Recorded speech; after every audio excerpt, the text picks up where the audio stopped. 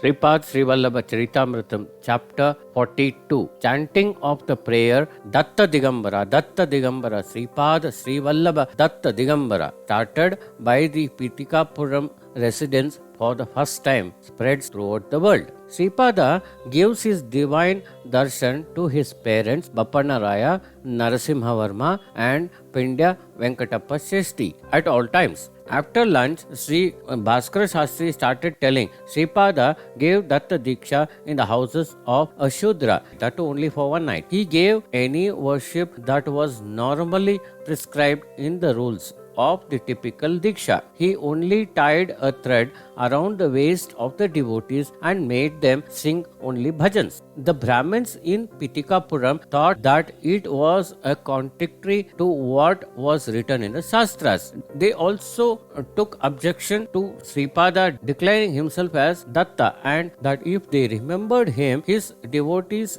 troubles would vanish. They thought all the statements were receding the Shastras. All the Brahmins anonymously resolved to submit the matter to Adi Shankaracharya and expel Sri Bappanaraya and Sri Appalaraja Sharma from the Brahmin caste. However, in the meanwhile, the sudden disappearance of Sripada became a matter of discussion. In the spiritual matters, no title would be announced without the permission of Sri Shankaracharya. So, they thought it would be a reason against the divinity to declare a boy who was not even 17 years of age as an incarnation of Lord Datta himself. Some Brahmins who were hypocrites came to the house of Bappanaraya to express sympathy. No one in the house was sad because of disappearance of Sripada Sri Vallabha. To top it all, Sri Bappanaraya said, "Now Datta is flourishing very remarkably. The great Lord moved in our house in the form of Sripada Sri Vallabha. He gave us divine bliss. He removed the veil of Maya covering our eyes. Today, He is in the wink of our eyes. He is giving His divine darshan to our inner vision many more times than before. We are very fortunate. The visiting Brahmins were taken back with taint thoughts inside, but outwards uttering sympathy words. They went from there to the house of Sripada Sri Vallabha. There, Mati Maharani, Sri Appalaraja Sharma, brothers and sisters of Sripada were extremely happy. Sri Appalaraja Sharma affirmed. Previously, he had lot of anxieties about Sripada. Our minds are now revealed. He is appearing before our mental eye as soon as we think about him. He is talking with us with a gross body. As soon as we wish, our births got fulfilled because we happen to be the parents of Lord Datta himself. We are having unpredicted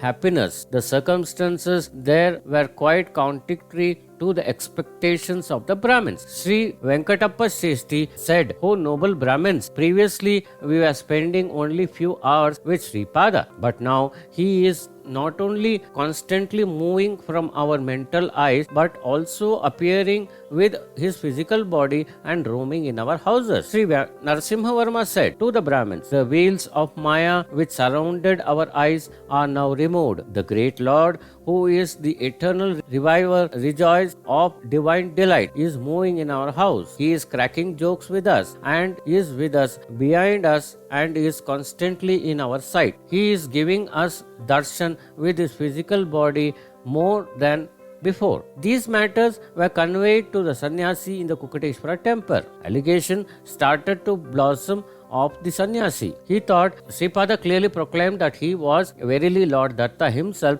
and has now disappeared. Not mentioning the name of any other deity, Sripada mentioned himself as Datta, who is the deity worshipped by him.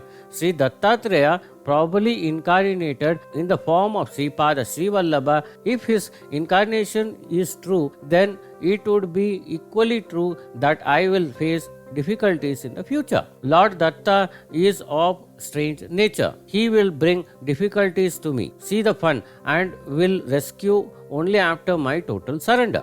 That is his nature. I thought that it was the mercy of Lord Dattatreya that so many Brahmins honored me on a large scale and money was assembled in a great scale. In the form of Sri Datta's mercy, were there any special punishments earmarked for me only? Lord Datta knows my hankering for name, fame and money. The Brahmins who followed me were also after money. There was no spiritual power to me or to these Brahmins. Datta Dikshas were designed only to attract money. In the case their desires did not get fulfilled, those who undertook these Dikshas will think that it was their failure in the due observance of Diksha. If their wishes got fulfilled, they would believe it was the result of the Diksha. Is not Sripada going to push me into troubles through some strange and peculiar procedure? Thus the sannyasi shivered with fear. In the meanwhile, an old Brahmin came to the Kukateshwara temple. He said that his name was Narsimha Khan and that he belonged to the lineage of sage Kashyapa. He mentioned that he came from a region in Maharashtra, especially for the darshan of the great Lord Kukateshwara. He added that he heard a Paramahamsa Parivarjaka was giving Datta Dikshas there and he came there to have his darshan. He secretly carried many varahas in his waist. He offered all the coins as dakshina to the sannyasi. On the receipt of money, the sannyasi was filled with immense joy. At the time of initiation, the sannyasi asked the old Brahmin to stretch his hand so that he can pour water from the kamandalu. The Brahmin stretched his hand. Along with the water, a scorpio fell into his hand. Then the tone of the Brahmin turned stubborn. He said, "You poured water into my hand and asked me to drink. What a wonder! The fruits of your tapas earned by you from so many years are now solidly endowed to me. I am bestowing them in turn to Pitikapuram." The sannyasi was wonderstruck. The Brahmin disappeared in a moment. Suddenly, a Brahmin cried. He was bitten by a scorpio. The Brahmin was one among those who took Diksha from the sannyasi. An incantation was applied on the Brahmin as an antidote for the scorpio bite. However, his pain did not subside.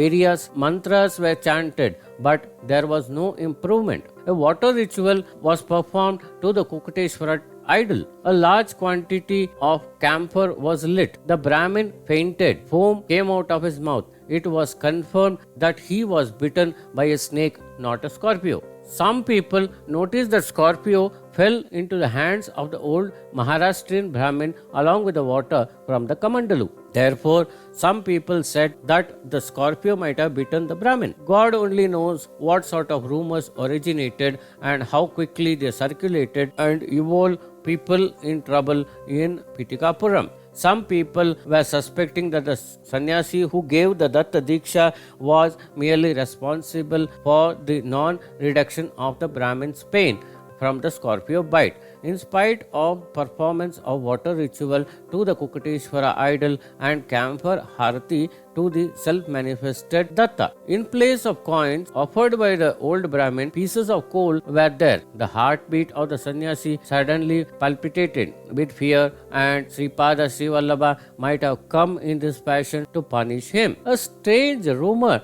spread fast in Pitikapuram that there was a kind of art known only to the Koyas and Chinchas who moved in the hills and dales and who were well versed in mantras and tantras, that the sannyasi applied that art to the Brahmin, that according to this art, a ghost would emerge from water in shape of a scorpio, that after biting someone, the scorpio would change to be a serpent, that the moment it would change to be a serpent, foam would come out of the person bitten by the scorpio. Then the serpent would transform itself to be a ghost. After some time, that the person bitten by the scorpio would start jumping madly after the serpent would change into a ghost. That the ghost, after some time, would enter into the houses of of others, following the wish of the person releasing it, and that it would steal the money from the houses and that it would submit the money to its master. The poor sannyasi did not know that this Pitikapuram was the hometown of all rumors. The Brahmin who was vomiting home got up after some time. He kept jumping due to some kind of stomach pain in the stomach. Rumors spread that he would change to be a devil after some time. It was suggested that everyone should write, "Oh devil, come tomorrow," on their houses, and on seeing that writing, the devil would depart, and this affair would repeat daily. Like this, an account of writing. People were cautioned that if the devil enters the house, it would steal and take away all the money from the house. All the Brahmins who were supporting the sannyasi so far abandoned him and went to their houses with notations to be with the Brahmin, Kshatriyas or Vaishyas house. The words, "Oh devil, come tomorrow," were written with charcoal outside their houses. A farmer named Venkaya arranged for a town-wide proclamation by drums beat that a pot filled with coals should be carefully placed in the houses of all Shudras, and by this the devil sent by the sannyasi would not steal the money from the Shudra house. After some time, the Brahmin who jumped madly with pain recovered. In the meanwhile, a farmer approached the Brahmin in the Kukateshwara temple and said, "Sir, our caste chief Venkaya wanted to give you the mantra kshata given by Sripada.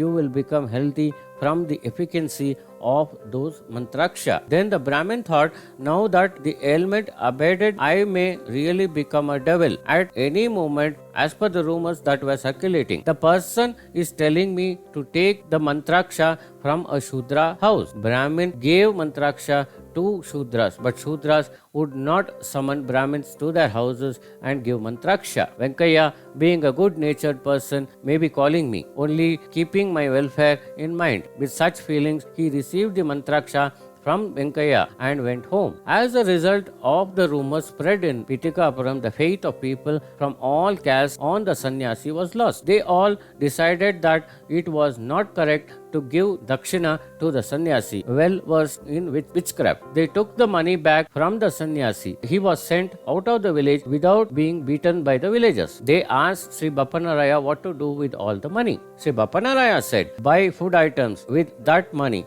Provide grand feast to all the people of all the castes. Lord Dattatreya would be pleased with the food donation. No individual dikshas are necessary." Opposite to the Kukateshwara temple, sheds were constructed on a large scale.